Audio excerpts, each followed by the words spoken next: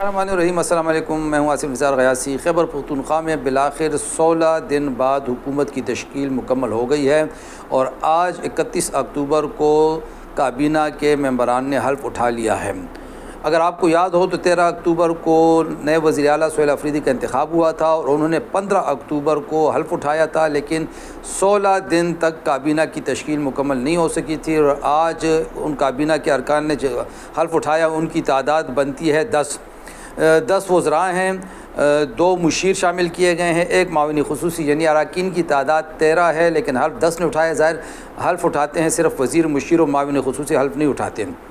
کابینہ کی تشکیل کے عملے میں بڑے اتار چڑھاؤ آئے، بڑے نام سامنے آئے، پھر آخری وقت میں تبدیل ہوتے رہے، لوگوں نے بڑی لابنگ کی، مختلف رہنماؤں کا سہارا لیا گیا، پنجاب کے رہنماؤں نے اپنا کردار ادا کیا، مرکزی رہنماؤں نے، خیبر پختونخوا کے رہنماؤں نے، مرکزی چیئرمین نے، صوبائی صدر نے، سب نے اپنا اپنا رول پلے کیا اور سب نے اپنے اپنے لوگوں کو ایڈجسٹ کیا، حتیٰ کہ علیمہ خان صاحبہ تک نے بھی اپنا حصہ ڈالا ہے اس میں۔ لیکن حیرت کی بات یہ ہے کہ این آخری لمحے میں کابینہ کے نام میں، لوگوں کے نام میں بڑی چینجز آئی ہیں اور این لمحات میں بڑی تبدیلیاں ہوئی ہیں۔ اور اس سے بھی حیرت کی بات یہ ہے کہ 2 اہم رہنماؤں اسد کیسر اور شاہرام خان کے بھائیوں کو پہلی لسٹ میں شامل نہیں کیا گیا تھا۔ یہ بڑی عجیب سی بات تھی، جس کے بعد غالباً ان کا پریشر اپنا کام دکھا گیا ہے اور ان کے بھائیوں کے نام اس میں آ گئے ہیں۔ تھوڑا سا اگر ہم جائزہ لیں، جو صوبائی وزراء ہیں ان میں پشاور سے مینا خان ہیں۔ مینا خان ایک یوتھ سے تعلق رکھنے والے، ISF سے تعلق رکھنے والے رہنماؤں میں شمار ہوتے ہیں، نوجوانی سے ان کا تعلق پاکستان تحریک انصاف سے ہے، سرگرم کارکن رہے ہیں اور جب سے وزیر بھی بنے ہیں تو خوبی یہ ہے کہ ان کی پشاور کے دوسرے وزراء کی نسبت، یا جو پشاور میں ایک دوسرے صاحب بھی وزیر تھے ان کی نسبت، ان کا اپنے ورکروں کے ساتھ اور حلقے کے لوگوں کے ساتھ کافی قریبی رابطہ رہا ہے اور اسی وجہ سے کارکنوں میں مقبول بھی ہیں۔ اور چونکہ آفریدی تھے، روز اول سے سہیل آفریدی اور ان کا، جب سہیل آفریدی ابھی معاون خصوصی تھے، ان کی جوڑی بڑی مشہور تھی اور کابینہ میں اس وقت پشاور سے صرف ابھی تک یہی ایڈجسٹ ہو چکے ہیں۔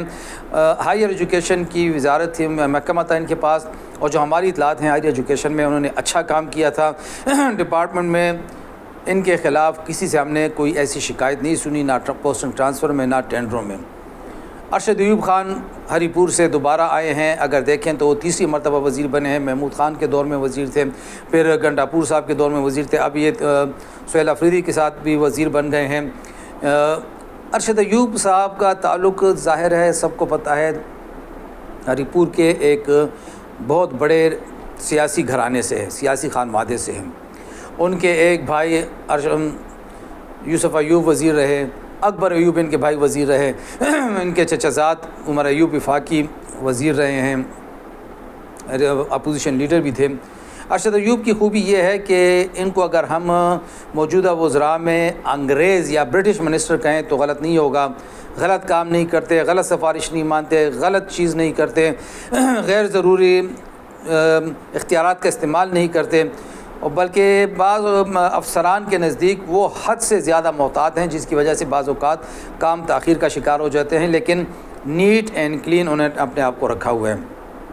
سوات سے امجد علی صاحب، ڈاکٹر امجد علی جن کو کہتے ہیں، ڈاکٹر صاحب پھر منسٹر بن گئے ہیں۔ پہلے دور میں جب گنڈاپور صاحب تھے تو ان کو معاون خصوصی بنایا گیا تھا، حالانکہ سینئرٹی کے لحاظ سے ان کا حق بنتا تھا کہ یہ مکمل وزیر بنتے ہیں، ان کو وزیر اب بنایا گیا ہے۔ ڈاکٹر امجد علی کی اگر بڑی خوبی بیان کریں تو ظاہر قدیمی تو یہ PTI کے ہیں ہی، لیکن اس وقت اینٹی اسٹیبلشمنٹ سٹانس میں یہ PTI کے ہارڈ لائنرز میں سے ایک ہیں، کھل کے بولتے ہیں اسمبلی میں اور اسمبلی سے باہر، اسی وجہ سے پارٹی کی صفوں میں یہ ہمیشہ ان رہتے ہیں۔ کوہاٹ سے آفتاب عالم جو صوبائی وزیر قانون تھے، وہ اپنی جگہ بنا چکے ہیں، پارٹی کی چونکہ قیادت کا انہیں اعتماد حاصل تھا۔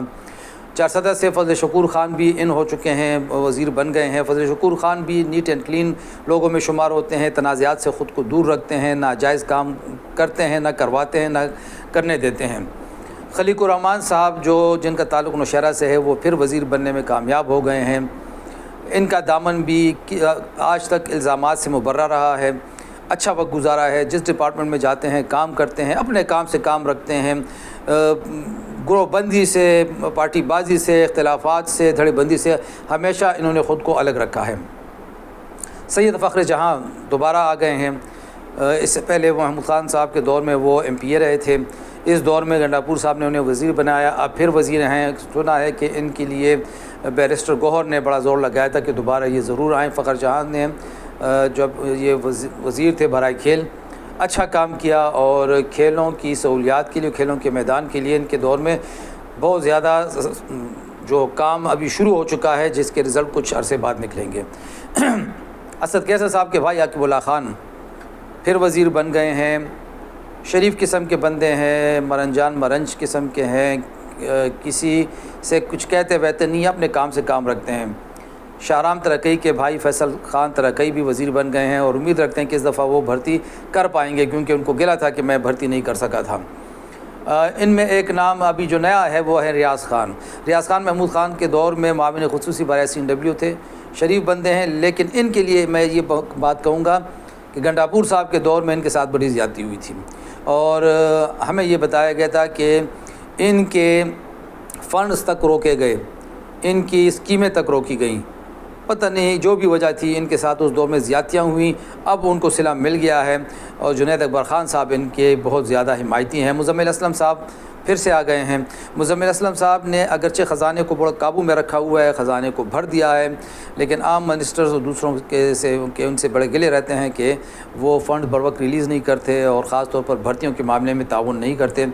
بٹاگرام سے مسلسل MP منتخب ہونے والے تاج محمد خان ترند کابینہ میں شامل ہو چکے ہیں۔ NP کے دور میں بھی یہ MPA تھے، پھر PTI کے دور میں یہ مسلسل MPA چلے آ رہے ہیں۔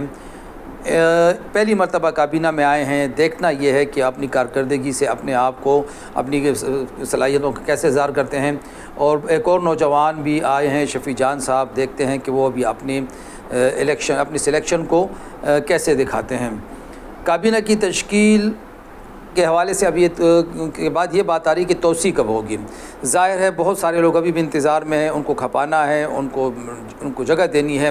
مردان سے کوئی نہیں آیا، دیر کے دونوں اضلاع سے کوئی نہیں آیا، پورا جنوبی ضلع اضلاع جو ہیں سوائے کوہاٹ کے، ان سے کسی کو نہیں لیا گیا، ان کو لیا جائے گا ظاہر ہے، لیکن اب کب لیا جائے گا؟ 2 مہینے، 3 مہینے، 4 مہینے بعد کون سا MPA آئے اس میں ان ہوگا، کون سا آؤٹ ہوگا؟ اس کے لیے اب مزید ان کو 4-5 مہینے کی لابنگ کرنی پڑے گی۔ اور سب سے اہم بات یہ ہے کہ قبائلی اضلاع سے اس وقت کسی کو نہیں لیا گیا۔